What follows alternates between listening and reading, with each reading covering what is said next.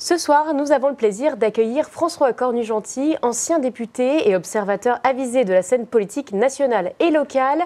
Nous allons pendant quelques minutes décrypter les grands enjeux soulevés par François Bayrou lors de son discours de politique générale. Bonsoir. Bonsoir. Alors, vous avez été un temps aux côtés de M. Barnier sur l'ancien gouvernement. Ce soir, vous revenez pour nous expliquer un petit peu ce qui s'est dit pendant ce discours de politique générale. Alors, François Bayrou a qualifié la dette publique d'épée de Damoclès. Selon vous, quelles conséquences cette dette elle peut avoir concrètement en Haute-Marne ou en Grand Est ?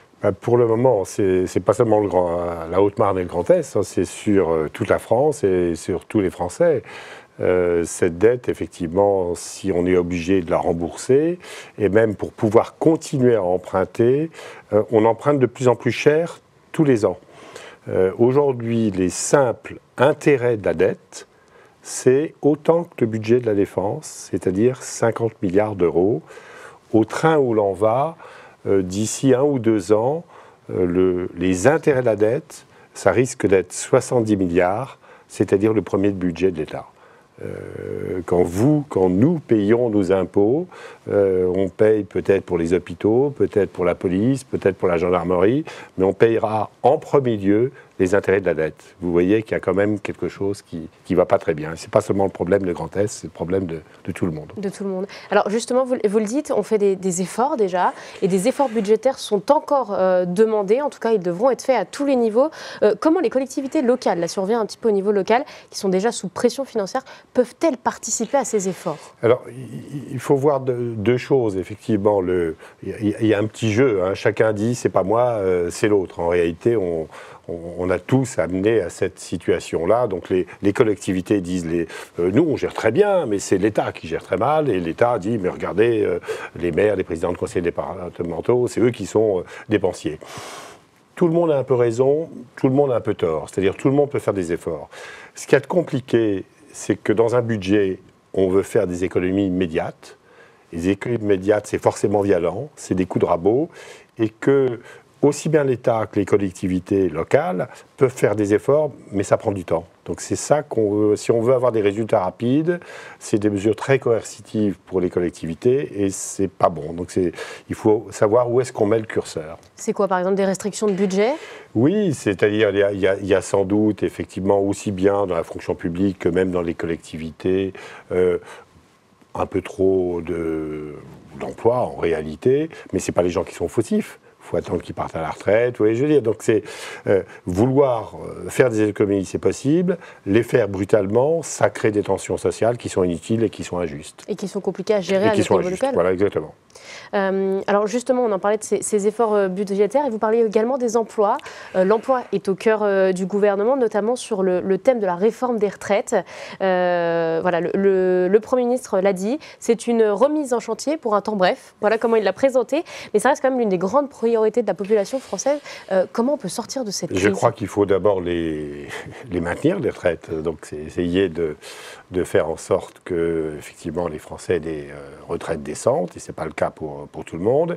Et puis après, il y a bien un vieillissement de la population.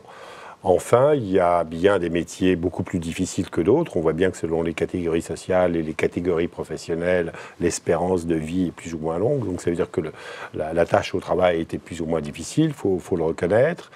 Et puis, on voit aussi que dans beaucoup de domaines, il y a un savoir-faire qui se perd, aussi bien dans les usines, les enseignants, etc. Est-ce qu'il n'y a pas moyen de cumuler un départ progressif et transmettre aux plus jeunes ? Vous voyez, donc je pense que l'erreur qu'on a eue jusqu'à présent, c'est de faire uniquement bouger l'âge, sans considération concrète de la vie des gens, de leurs capacités physiques et autres. Et donc, je crois qu'il faudrait une réforme plus intelligente. La difficulté, elle est budgétaire. Une réforme intelligente, c'est sans doute faisable, mais ça prend du temps. Or, on est pris à la gorge de façon budgétaire. Donc c'est cette contradiction qu'il faut essayer de gérer le mieux possible ou le moins mal possible. Est-ce que vous pensez que c'est possible de le faire sur ce temps, sur ces mandats qui sont quand même assez variables ? Je crains qu'en 3 mois, ce soit très difficile. Je crois qu'en 3 mois, chacun cherche non pas des compromis, mais faire remonter ses revendications qui sont peut-être légitimes, mais qui ne permettent pas d'avancer. Donc je souhaite bon courage à François Bayrou. Alors justement, vous le disiez, il y a ça prend du temps. La France a beaucoup de normes et d'administration. Et il en parlait, François Bayrou, il disait que l'idée, c'est de simplifier un maximum les normes. Quelles sont, selon vous, les priorités pour alléger ces normes au niveau local? Il faut partir d'abord de beaucoup plus loin que le niveau local. Le niveau local, on ne fait pas tellement de normes. Ce qui fait des normes, c'est les nouvelles lois qu'on fait. Et puis, c'est aussi l'Europe.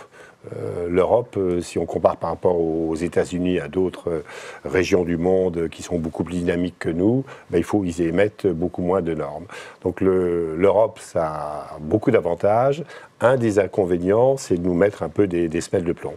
Donc il faut que les gouvernements aient suffisamment d'autorité pour convaincre les dirigeants européens de calmer les jeux là-dessus. Alors après, on a aussi dans nos administrations beaucoup de gens qui sont très zélés, qui veulent bien faire, et ils ne se rendent pas compte qu'en imposant des normes, ils font monter les coûts, ils font monter la perte de dynamisme du pays. Donc c'est ça aussi qu'il faut arriver à réguler. Alors justement, une des propositions peut-être pour simplifier tout ça, c'était de revoir le mode de scrutin, notamment pour les législatives. Alors vous avez été député, donc vous connaissez très bien ce milieu-là. Selon vous, une proportionnelle aux législatives, ça s'y prête, ça ne s'y prête pas? Qu'est-ce que c'est finalement déjà? La proportionnelle, c'est que là, les députés sont élus dans le cadre de la circonscription. Donc il y aurait en Haute-Marne 2 députés, dans la Marne 5 députés, dans le cadre de chacun de sa petite zone.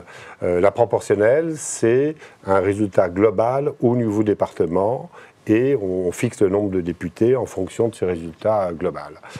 Alors, ça donne une meilleure représentation des partis politiques. L'inconvénient, c'est qu'à un moment où les partis politiques n'inspirent plus confiance, sont rejetés par les Français, on donne encore plus d'importance aux partis politiques.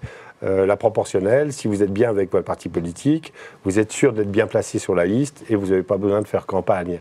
Donc, à un moment où il y a une crise entre le lien entre les électeurs et les élus, ça va peut-être encore plus éloigner les élus des électeurs. C'est peut-être pas la bonne idée. Un peu la bonne idée pour l'instant. Merci d'avoir été là pour décrypter avec nous tout ça. Merci à vous.